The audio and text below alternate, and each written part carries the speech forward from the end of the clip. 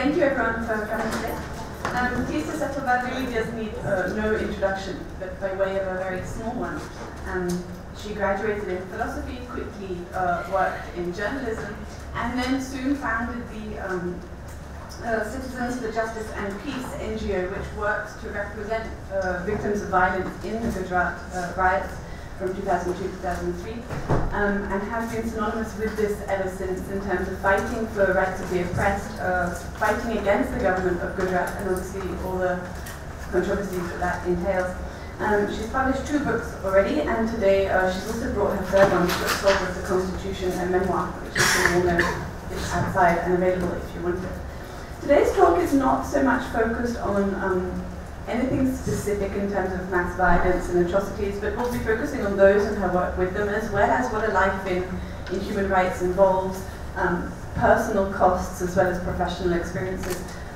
It's because many of our students are studying human rights and they're interested to hear your personal experiences.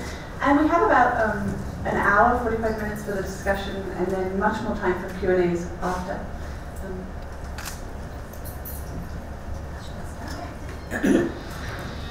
I thought, the personal bit will come, I think in the Q&A and all, but I just thought I'd like to share with all of you the business of working with the law and the justice process and the criminal justice system and the courts on issues related to rights, particularly the kind of rights that we chose to work on.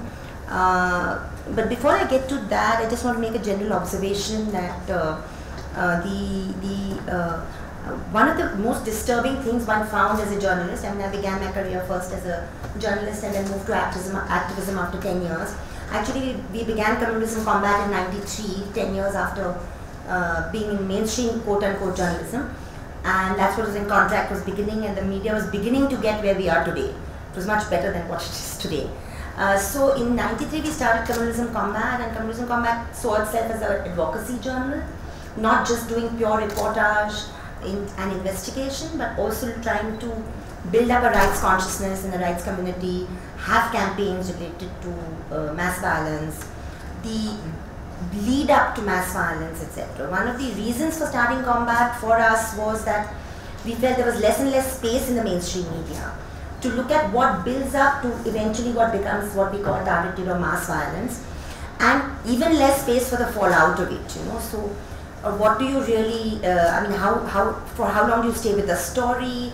How does society and state really grapple with why and the wherefores of what happened, and what are the remedies that we need to, do we have them, do we need to reinvent them, do we need to reinforce them, do we need to deepen them? So you're not allowed to even dwell on any of that, because it's just a sensation that the media is dealing with. So Combat tried to do a lot of that, and I think we were fairly successful in doing some of that. I'll showcase some of the stories that we did, not just those related to Gujarat, but the Gujarat ones become particularly important because of what happened in Gujarat afterwards. But for instance, I recall now, particularly when I see what's happening in UP and then quickly followed by Rajasthan and Maharashtra, I quickly recall the Trishul Diksha, because many of you are so young, you probably don't know where all this started and how it all started. I'm sorry, I can't turn around to you. The Trishul Diksha program was a very important program to understand. It was started by the likes of Togadia, Ashok Singhal, and people who kind of crisscrossed the length and breadth of the country.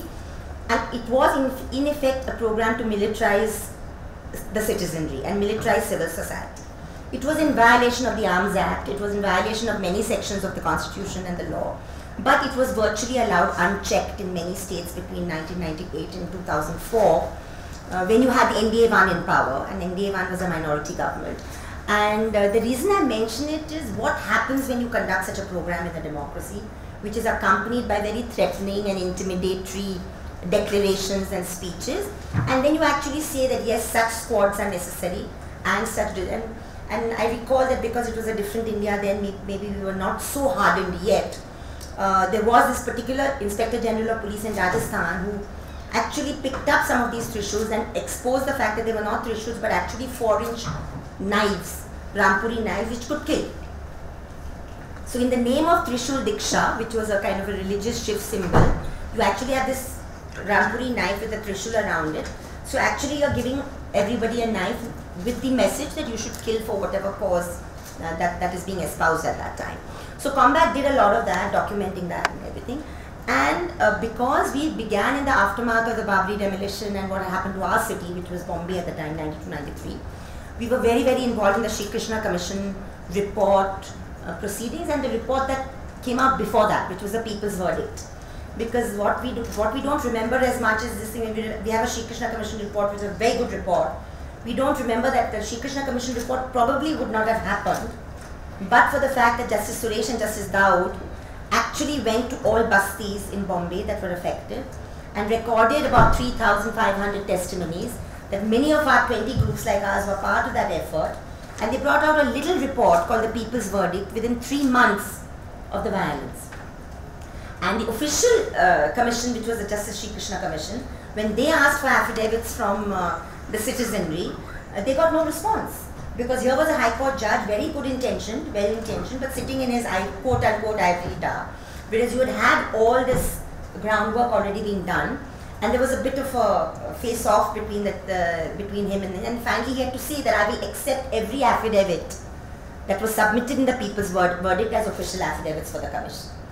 So I'm mentioning this because what it is important to understand that when we are looking at our justice delivery systems, justice delivering is very little unless you're able to reach out there on the ground with a sense of immediacy and integrity and record testimonies of survivors, witnesses, not necessarily interested survivors in the sense not those who have been injured or hurt or lost, but very honest witnesses who have actually been carefully documented what happened. Like for instance, we had the privilege of doing in the Gujarat case, and 2 names come to mind, and they'll go down in history as very, very unique witnesses, are Rahul Sharma and R.B. Srikumar. But for whom, without whose bravery and catholicity of work, we would not have been able to file the Zakia Jafri case, you know. So the business of understanding what it means to tackle a pretty conservative and hostile system, though we call ourselves, you know, a democracy, we are proud of it, but eventually a democracy has to be about justice delivery, it has to be about accessibility, and it has to be about results. So the Bombay experience was there, and during the Bombay experience, a lot of our work was connected with information gathering, documenting, writing, ensuring that the Sri Krishna Commission report came out, which meant that facilitating along with other groups that survivors could depose, give evidence of police complicity through the police violence messages that I had taped, all of that. And the report came out within 5 years. 1998, February, you had a change of government in the state. You had the first Shiv Sena BJP government, which was named in the report as the perpetrator organizations, and they actually refused to table the report in the assembly.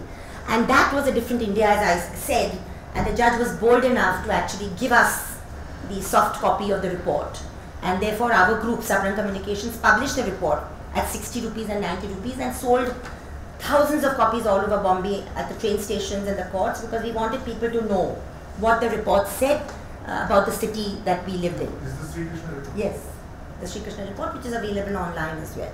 It's a very, very important document to read, because for us who know Gujarat intimately, you have to understand 92, 93, you have to understand 84, and you have to understand 1983 Nelly as well, you know, because it's easy on television debates to be confronted. People like us always confronted that what did you do for the Sikh victims of 84? But we are never asked the question that what did you do for Nelly? Because Nelly is Muslims, now, so you don't want to ask that question because the victims were Muslim, 3,000 Muslims. So what has really disturbed me, because I remember we were interacting very intimately with Justice Sri Krishna when he was preparing the report. I was a witness, and I also suggested to him in my testimony that he should look at the Justice Madan report. Now Justice D.P. Madan report was a report that came out in 1970, and it related to the violence in Bhiwandi, Jalgaon and many parts of Maharashtra between 1965 and 1969.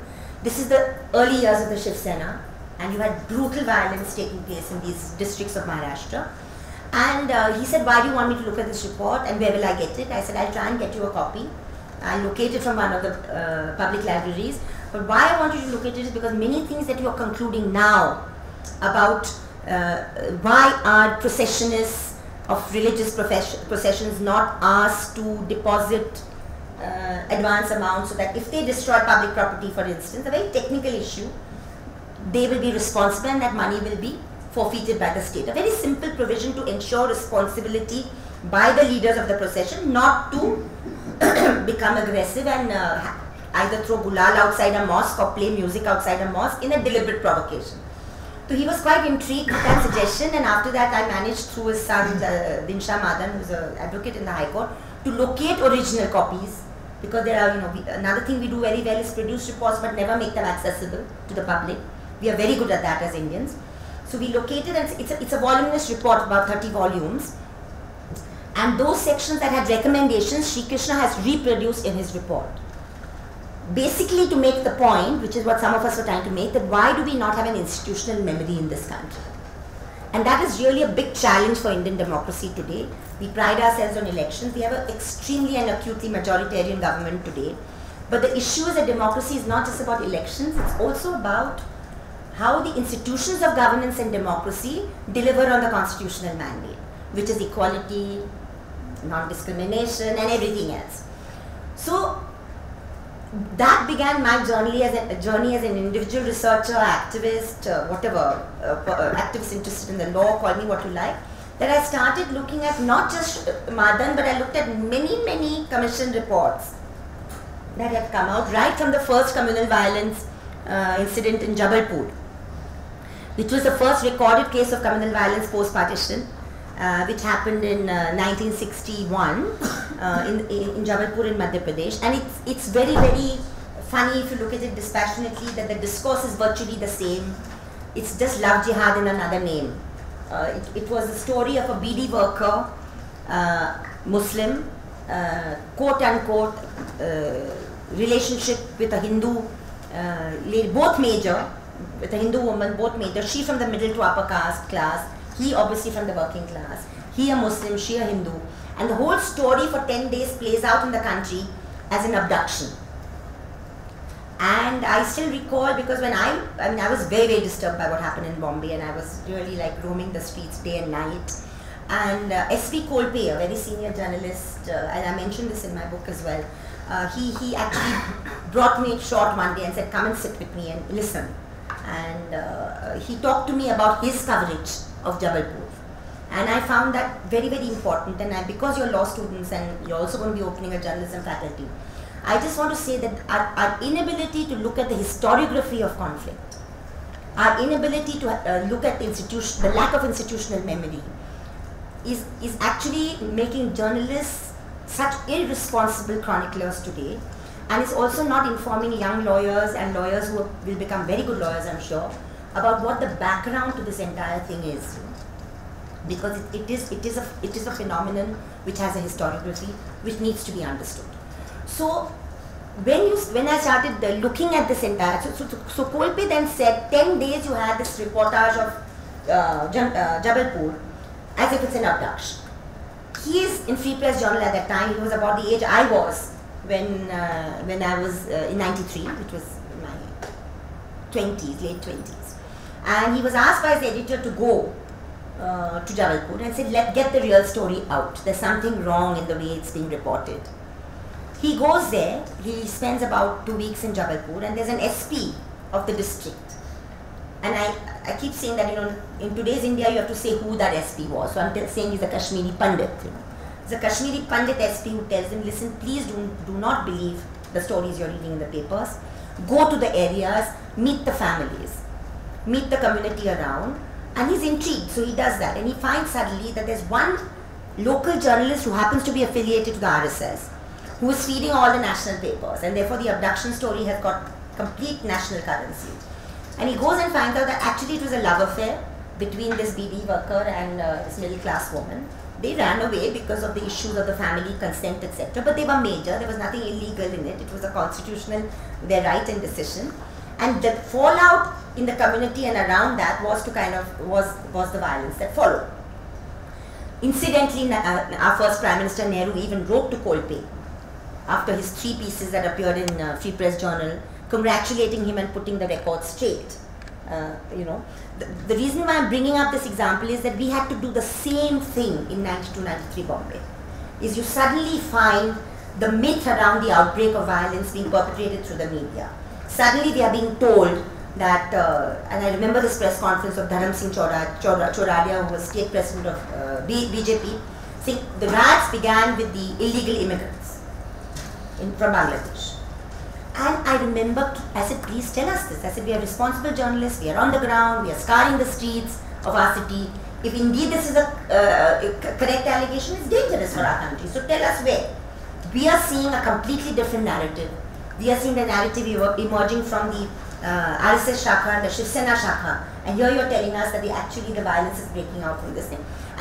But that time there were journalists who were willing to put the record straight. So I still remember press conferences where there would be Naresh Fernandez, where there would be Masih Rahman, there would be Javed Anand and myself, and we would ask the first 4 questions to be able to put the record straight so that the other guys couldn't get the wrong questions in.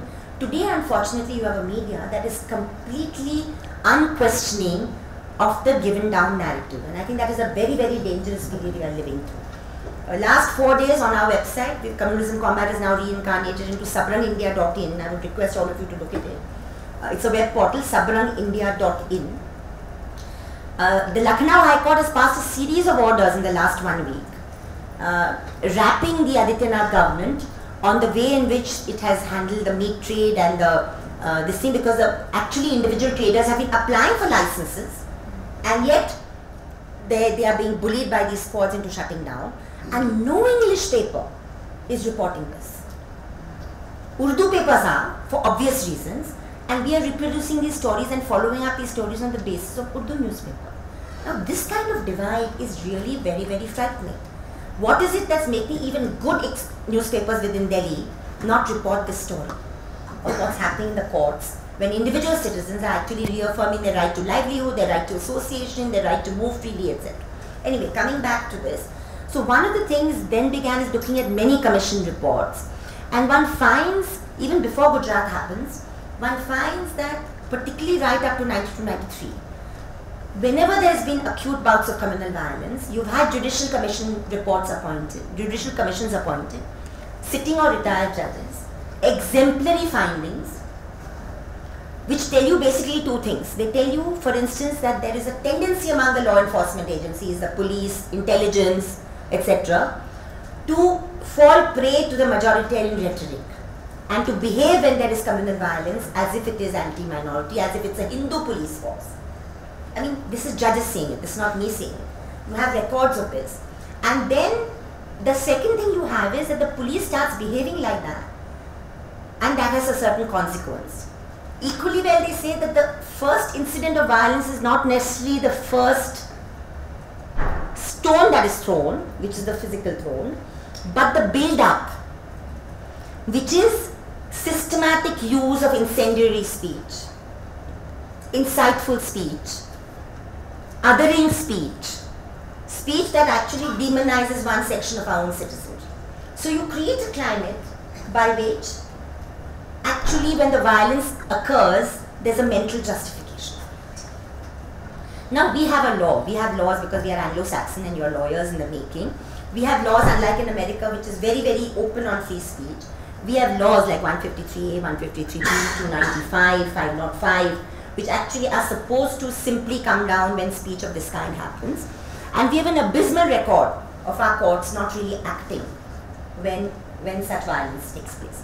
So this was the kind of exploratory investigative journey that I was on between 1993 and 2002, through which one was looking at all these things, writing about all these things, speaking about all these things and researching all these things. And also I had covered Gujarat a lot, journalistically from 1991 onwards, 1988 onwards, and for Communalism Combat I had covered it, done at least 5 cover stories before the outbreak of violence. Therefore one felt that when after Godhra happened and the post-Godhra reprisal violence took place, very strongly I felt that this time it was time that the courts are tested.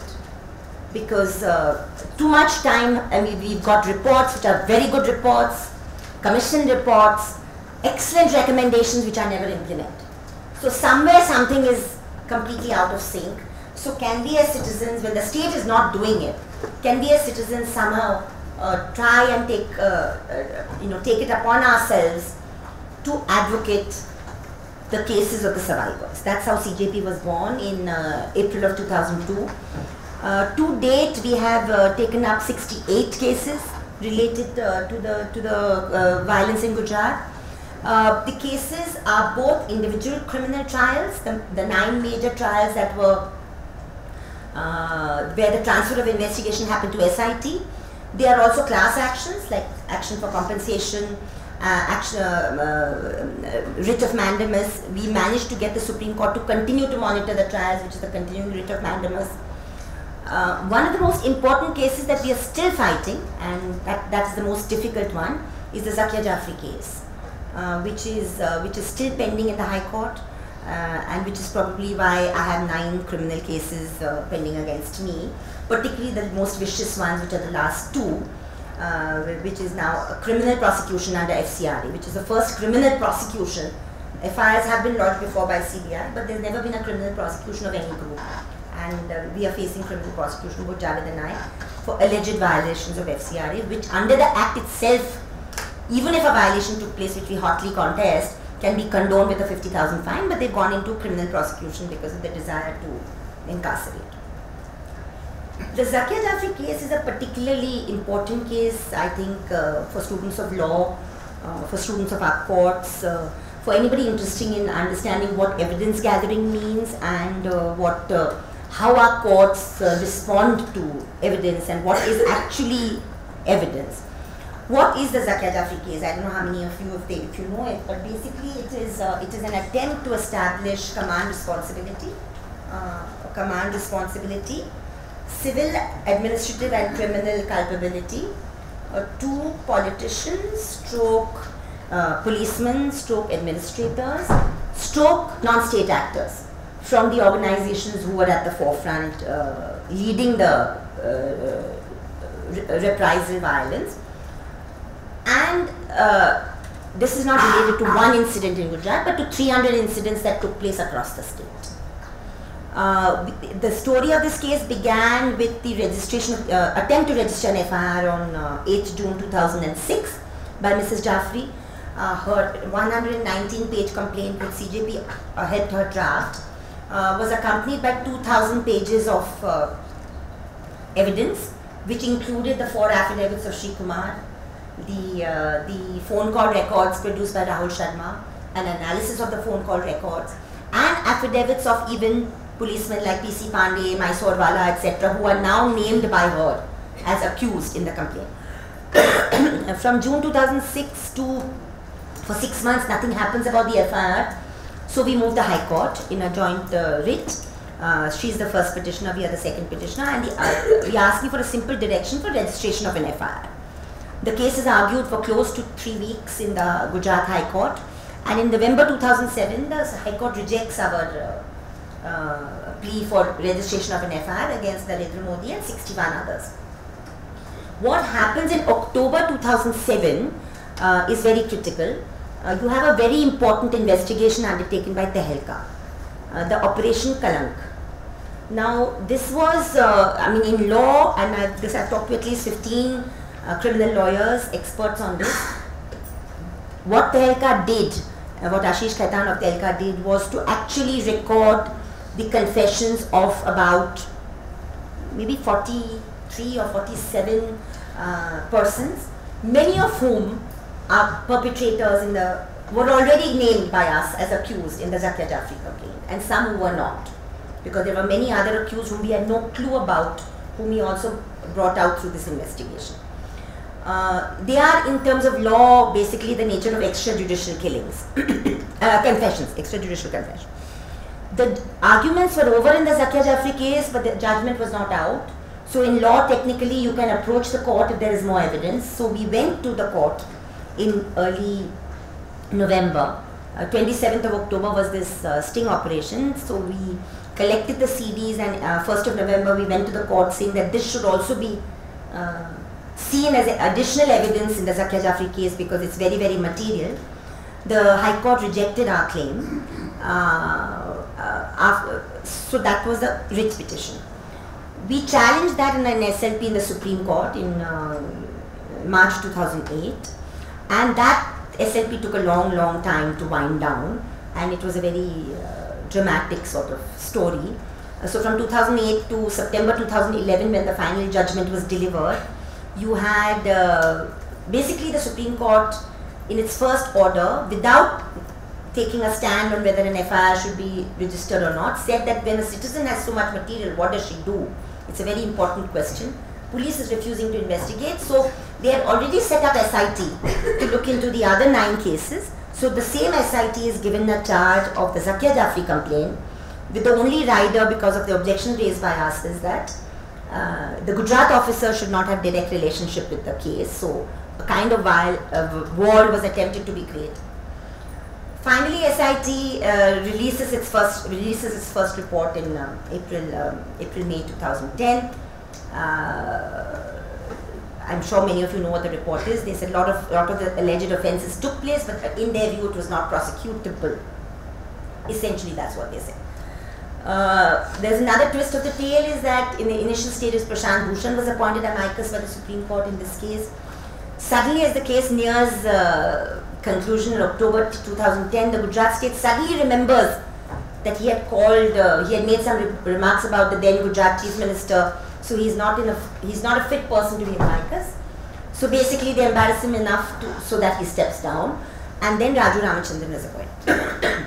So Raju Ramachandran is appointed as amicus. He gives an interim report in January 2011, and in May 2011, when things are kind of extremely fractious, you have that Sanjeev Bhatt affidavit suddenly coming up out of the blue. Nobody knows Sanjeev Bhatt till then. Nobody knows him, and he suddenly comes up and gives this affidavit to the Supreme Court. Supreme Court is now faced. Supreme Court on May 5th, 2011 tells its amicus, Raju Ramachandran, to ignore SIT and to directly speak to witnesses and come to its own independent conclusion of whether there is material to prosecute or not. By July 2011, the Supreme Court is faced with this dichotomy, that its SIT is saying there's no evidence to prosecute, but the amicus is saying there is material to prosecute. And therefore, the Supreme Court sends us back to the magistrate's court, say go back and file a protest petition. If the SIT files a closure report, you have a right to all the evidence papers, but you have to now go and fight it in the lower court, right bottom to top again. So that's what we do. We wait for 3 months. We keep telling SIT that give us a copy. What is your conclusion? Because the complainant has a right to know in law as to what the investigating agency is doing on her complaint. She is not even met by SIT. SIT completely refuses to meet Mrs. Jafri. And then on 8th of February 2012, they file a closure report. We say, fine, you file a closure report, give us the investigation documents. We want to challenge this in a protest petition. This is part of law and part of Supreme Court orders. They refuse to do that. 1.5 years goes for us to go all the way back to the Supreme Court to try and get 23,000 pages of evidence. Now, after that, we managed to file the protest petition by April 2013. The protest petition gets rejected in December. Then the FIRs against us are lodged. We believe to prevent us from filing the appeal. We filed the appeal anyway, despite being under threat of arrest and all, by March 2014. And that now, criminal revision is therefore in its final hearing stages next week, where Mihir Desai and I will be going, and it will be concluding arguments after which it does. What is the kind of evidence we have collected in the Zakia Jafri petition? It's a too long a story by itself, so I won't go into that here. I'll go back to the rest of the thing. But honestly speaking, I would urge you all to look at some of that material which is available. It has been an incredible journey in actually accessing official documents, State Intelligence Bureau reports, police control room records, telephone room records, and actually piecing together bit by bit what we believe is not just criminal conspiracy, but abetment, the failure of the public servant in law and in fact. Sanjay Parikh, Mihir Desai have been our lawyers in this journey, and I was sitting with Mr. Parikh yesterday again, and he was saying, I showed him this 100-page thing that I prepared for Mihir for the 11th, which is bit by bit, and the bit and bit by evidence. And he said, the moment I saw the evidence that you had gathered, I remain convinced. I keep saying in public that there's evidence to prosecute, and he says, I believe there's evidence to convict. The point then is that when you have this wealth of evidence, is the system capable of digesting it? And that's where we are at this stage. And when I mean digesting it, it's digesting it for a variety of reasons. Not simply because of the people in power, but I think also because of the entire administration and the police apparatus, which doesn't really want such cases to reach their fruition. Because I think when such cases reach their fruition, lessons are learned by the system, and inadvertently or advertently, and then some of the lessons get internalized. But if you do actually thwart that happening, then you don't learn those lessons. And I think that is why this journey has been extremely intense. It has been extremely difficult. The few victories that we've got have ensured that we've got 172 convictions to life imprisonment in the trials that we've handled, which is like a big first when it comes to criminal violence cases. 126 of these are to life imprisonment. On principle, we never ever asked for death penalty, which was another major moral challenge for us, because this meant hour-long negotiations with the survivor community, long discussions on ethics, on morals, on practicality, on pragmatism, on why we can't ask for death and why we should not ask for death. And please remember that in the Godhra trial, 2011, out of the 31 convicted, 11 had been given death, and the appeal is still pending. So when you have the courts looking at crimes in this extremely disparate way, it is very difficult to tell survivors to stick to principle.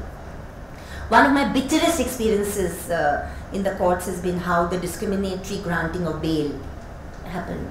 The final Godhra judgment that acquitted Maulana Umarji among other people, but Maulana Umarji comes to mind because it's very emotional for many of us to remember him. He is no more, but he ran the Godhra relief camp for 1 year, and that's where Bilkis and others were given succor.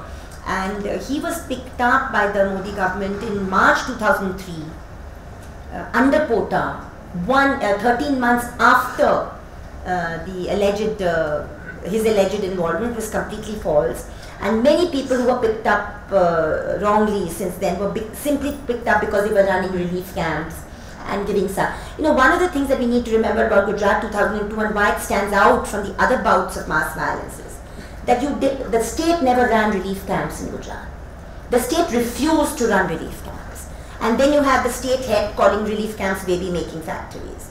It was only community leaders who ran them, and then those who ran them and showed the courage to do it were really vilified by the same state and were really targeted by the same state. So coming back to Umarji and the other accused, there were as many as 83 accused in the Godhra train burning case. There were 5 charge sheets filed. The allegations of conspiracy come only in the 3rd charge sheet after Rakesh Asthana, who is now in the CBI, is brought in. Otherwise, there is no conspiracy charge in the earlier first 2 charge sheets. The forensic reports ask many questions in the first 2 charge sheets about how the fire started. All that is turned around in the 3rd charge sheet.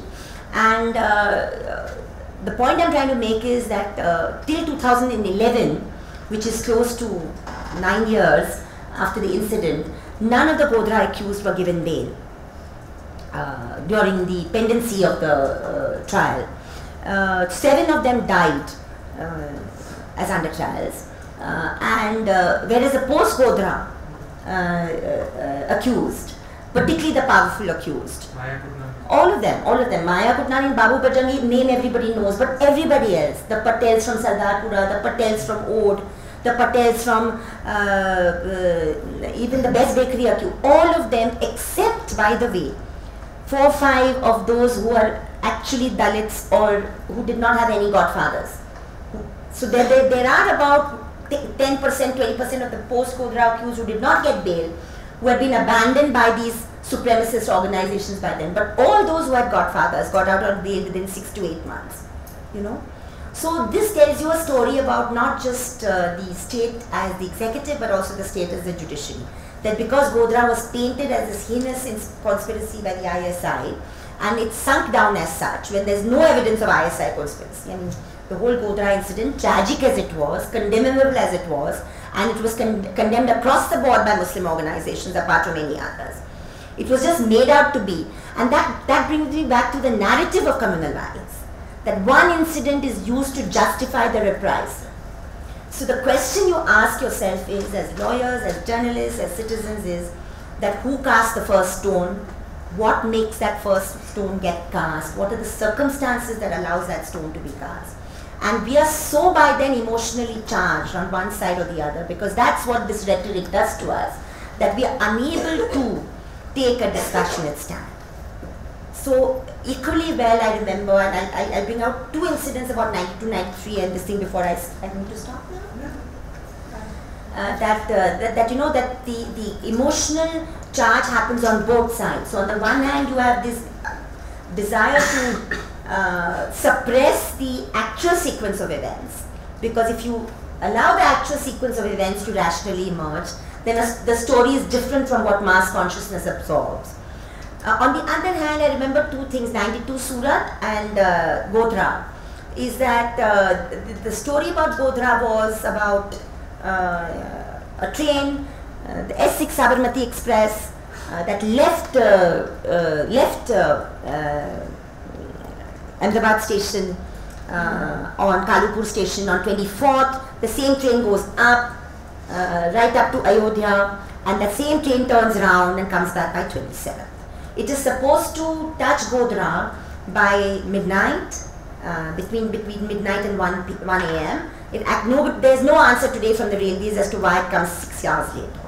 I mean, we have no answer. There have been repeated queries, repeated investigations. There has been not even a proper investigation as to why this train was delayed. We have records from Sheetla Singh's newspaper. Sheetla Singh is a veteran journalist who lives in Faizabad. He has been publishing this Hindi newspaper called Jan Morcha, and he writes on 24th of February, not post facto, because post facto evidence, as you know, in law can be contrived. But this is on 24th. He writes about the completely rowdy and provocative behavior by some of the people travelling on the train, particularly with Muslim women at Rudauli, which is a station close to Faizabad. So this is happening. This is happening even contemporaneously. We know this. They're coming back, and then they stop at Godhra. In every time there has been communal violence in Gujarat, and Gujarat has had many bouts, there has been warning, and the state always deploys army in those sensitive areas. So for instance, Godhra, because it has a 40-60 ratio, meaning 40% Muslims and 60% Hindus, at least on 3 occasions since Gujarat state was formed, we've had the army being brought in whenever there was communal tension, including 92 when the Babri Masjid was demolished. This time, no army, no preventive action. The evidence we gather in the Zakia Jafri case tells us that the Home Department, which was under the Chief Minister's special listing, was being given warnings since January of a high build-up of communal tensions, of arms being brought in, all sorts of things, but there is no action. So in these circumstances, the Godhra incident happens. There is no doubt in anybody's mind that the train stops at a particular spot. There is Sophia standing on the station with her mother and her sister. Young Muslim girl is standing with the sister. And the vendors at the station, there's evidence which the railways have recorded, which show that the car sevaks, who are behaving very provocatively, tried to pull her into the train. Fortunately, because of the intervention of the tea vendors, that doesn't happen. And the train leaves again. The train leaves from the station, and then we don't know who pulls the train within half a kilometer at Signal Valia. The train is made to stop again, and then you have the arson. But what we do know is, between those two things, about 10 to 12 minutes, a crowd does gather and there is stone pelting. Okay. So, is this a conspiracy? Is this ISI inspired? I mean, none of this has been really checked out in its entirety. The myth about Sophia by the time I reached Godhra was that she had already been raped. She was not raped, fortunately. She was saved in time before anything happened. But the rumors can work both ways, and it's very, very important that we deconstruct the rumors whenever they happen. But there were abductions, there was gendered violence, and the fact that violence broke out in 14 to 19 districts of Gujarat out of 25. 14 intense, 5 not so intense. And why did the rest remain incident free? Because you had SPs who actually did not obey diktats and eventually then faced punitive action, which has all been documented by us in the Zakia Jafri case. So the journey has been an attempt to look at not just the individual incidents, but to see that if there is a widespread conspiracy, can in law we establish a chain of command responsibility, because that's not really happened in Indian jurisprudence before. One of the smaller victories we won is an amendment to the CRPC in 2009, which is 2482, section 2482, which for the first time introduced victimology into our CRPC. Earlier, courts would allow complainants or survivors to assist the prosecution at their mercy or will. Now it's a statutory right. And that came in the wake of the Best Bakery case, and the Best Bakery case being transferred to Bombay, etc. That's what the notification said. So these are some of the victories one has won, which is long term. I'm sure many other issues will. The right of a complainant or a survivor to assist the prosecution through his or her lawyer. Earlier, in our system, only the state is a prosecutor. So if the state decides to drop a case, you could not really carry it forward. Now, with this, you can, if a victim survivor is capable of having legal counsel, he or she can carry it forward. And this case has been, this section has actually been upheld in 12 high courts. Not just in cases of criminal violence, even in cases of murder and any other crime. Because victimology applies to any crime. It's not simply about criminal or caste violence. So that has been one of the statutory achievements.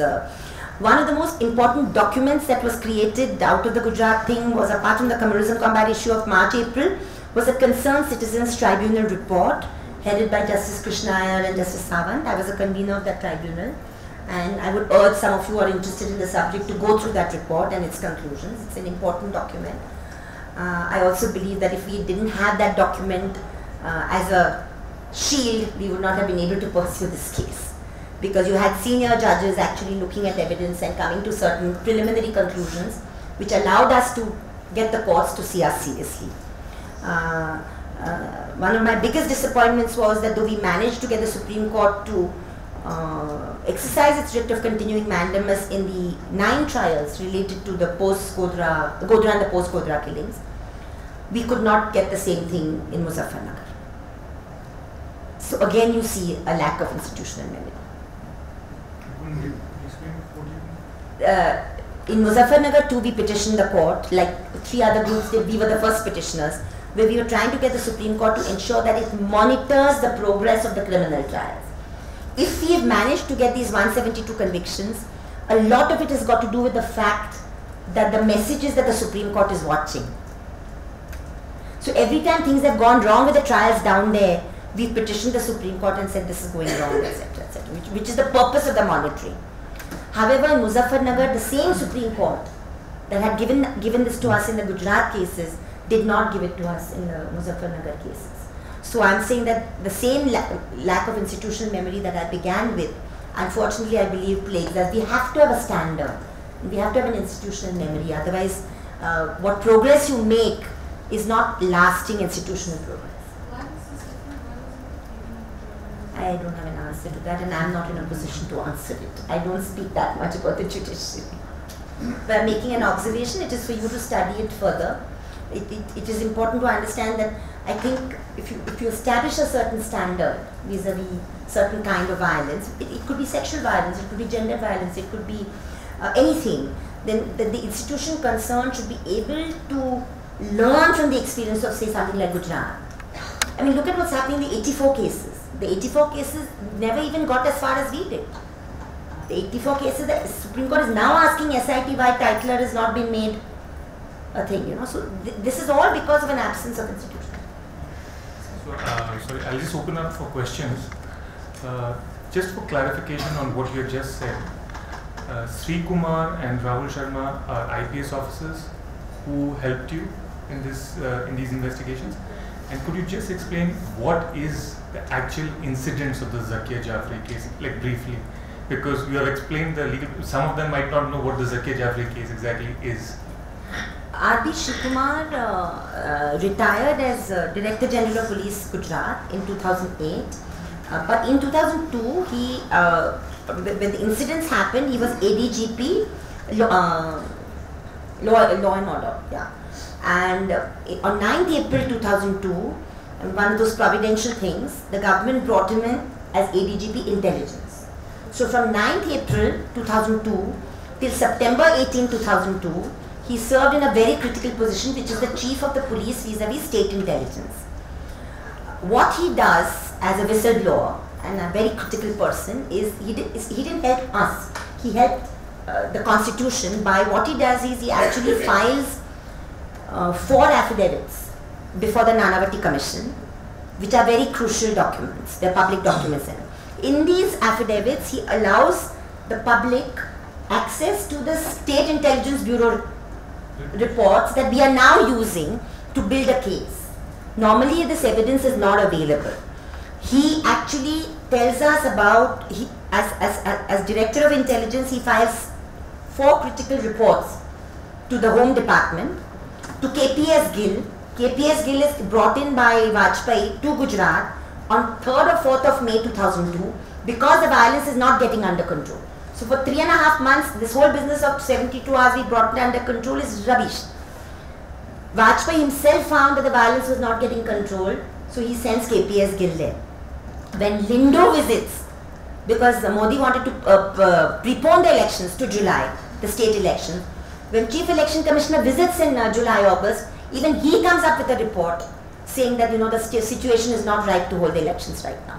So the point is, you have constitutional bodies who are coming to conclusions. The National Human Rights, I forgot the most important thing. One of the most important reports contemporaneous is Justice Verma's NHRC report. The interim and the final report. These are the reports that actually helped us to make out our cases in court. So Srikumar was that whistleblower. Rahul Sharma was SP Bhavnagar, one of those districts which was badly affected, but where the SP stuck his neck out not to follow political orders and actually got transferred in the middle of March for doing it. He saved a madarsa, 400 children in a madarsa being burnt down by running there and heading the squad that dispersed the mob.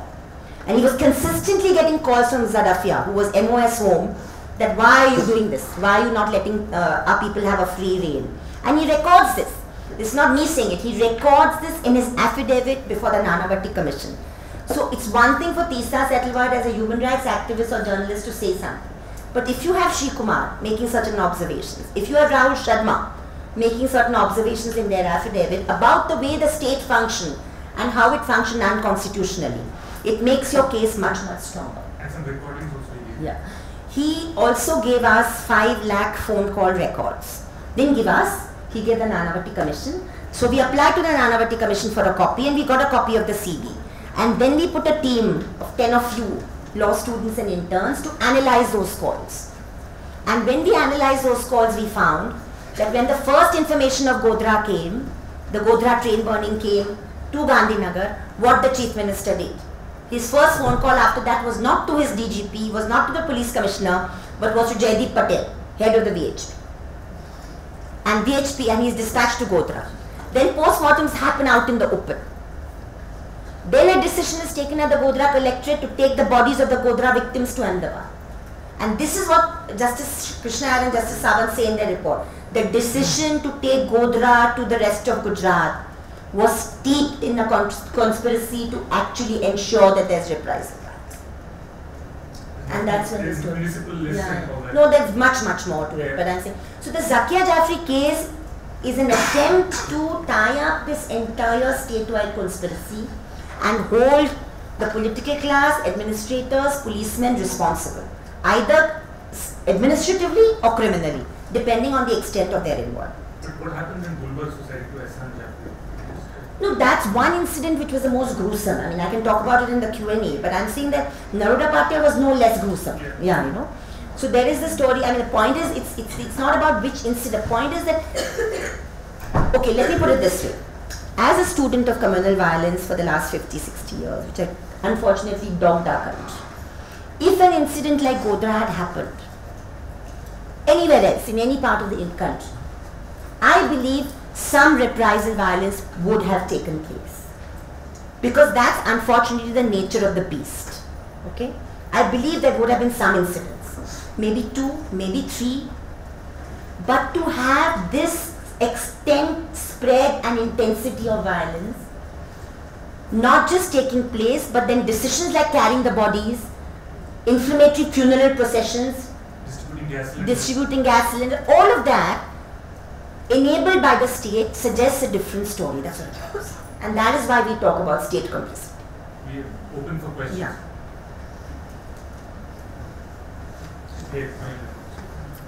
When you're talking about assigning culpability to the higher ranking state officials, there were different situations, I think, where especially the Ehsan Jafri case, where Mr. Jafri made calls to certain higher ranking men. It is post those calls that he completely lost hope in being able to defend people. Are the contents of those calls on record?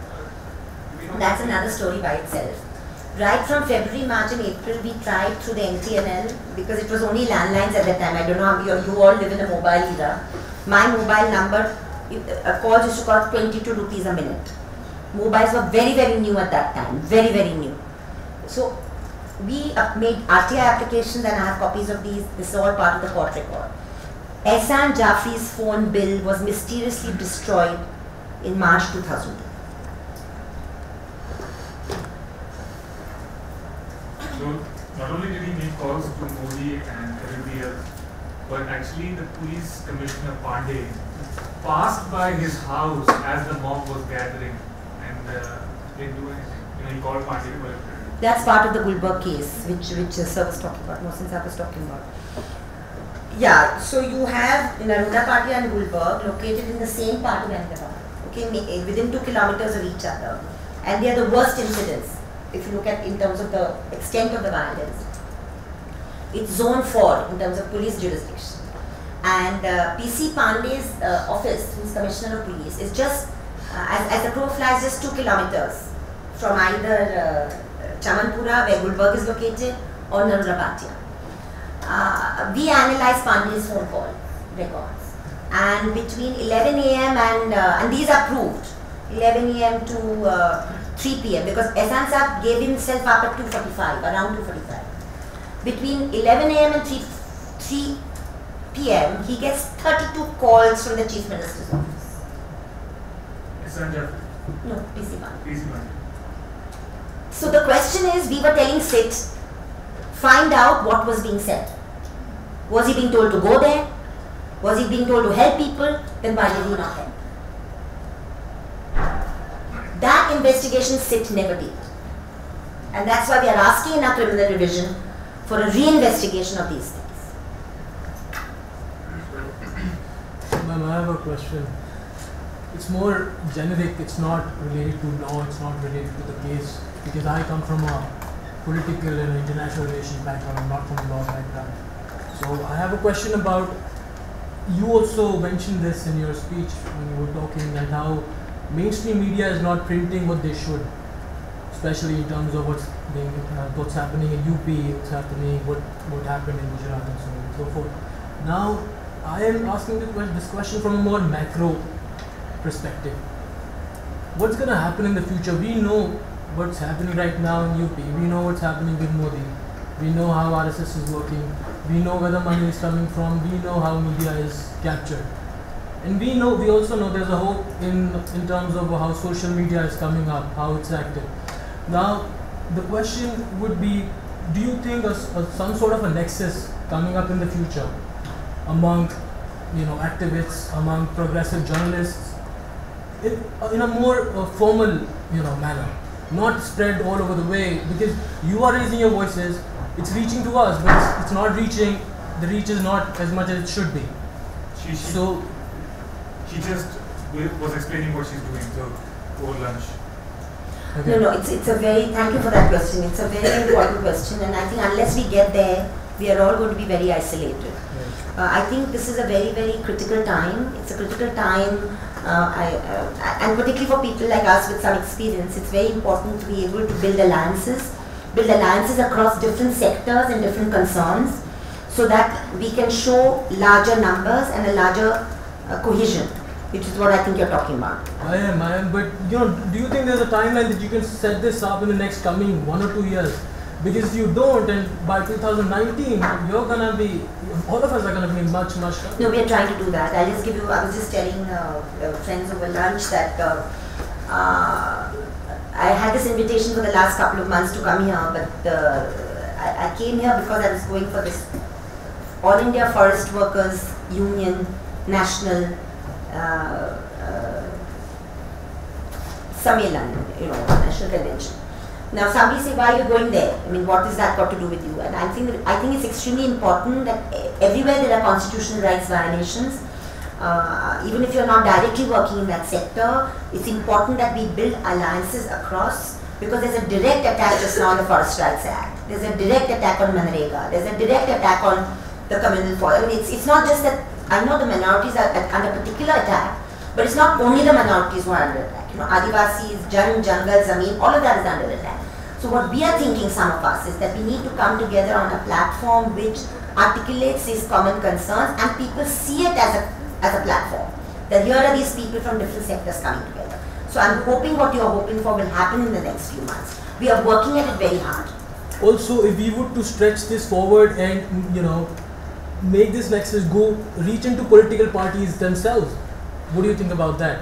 See, I'm not one of those, we are not one of those activists who don't interact with political parties. We believe it's important to keep that interaction open without losing your own integrity and losing your own independence. So consistently, whether it was the last 20-25 years, we've interacted with all political parties to try and make them see sense, to try and make them see where we feel they're going wrong and actually letting this country down. So this is also part of our exercise. In fact, one of the things we are hoping to do in the next 3 days is take a wide civil society representation to the President of India. And we've asked for an appointment 10 days back, and if we get the time, we're going to do that. We're also planning one Chalo Lucknow program, where we believe that where it's important that not just people from all over UP come, but people from all over India come and say that, listen, this is India, you cannot be behaving like this. You have to behave as per certain norms, certain laws, certain constitutions. So certainly immediate programs are also being planned, and if there is a way and mechanism by which I can keep in touch with you, I'm happy to inform you. I can certainly share my email with you. It's very easy. It's teesta@gmail.com, TWESTA twice. And please, I'll be happy to inform you of this, because the other appeal I want to make is that we really need writers, we need interns, we need people to volunteer with us. So anybody who's interested to spare even an hour a day to do anything for us, we really need the kind of talent you all represent. So please do try and help us wherever you can.